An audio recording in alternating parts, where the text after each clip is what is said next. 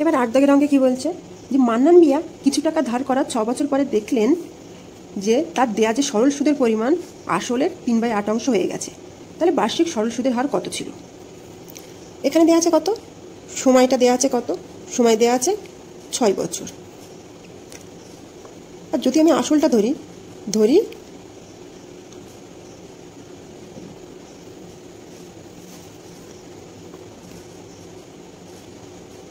সুদের হার R%,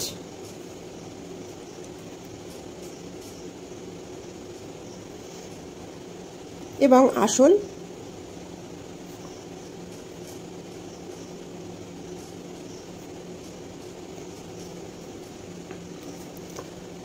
P টাকা।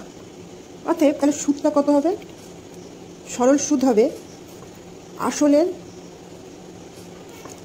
3/8, তাহলে কত হবে? P ইন্টু 3/8 বা 3P/8। তাহলে আমরা কি জানি? আমরা যে সূত্রটা জানি I = P/T/100, এই সূত্রে ফেললেই আমরা R% পেয়ে যাব। বা I দেওয়া আছে কত? 3P/8 PP, আর T দেওয়া আছে কত? 6 বছর, নিচে 100। তাহলে এখানে Tটা সমান 6 বছর। এই P কাটা গেল, 3 আর 2 6, এদিকে 2, এটা হলো 25। অতএব R = 25/4%।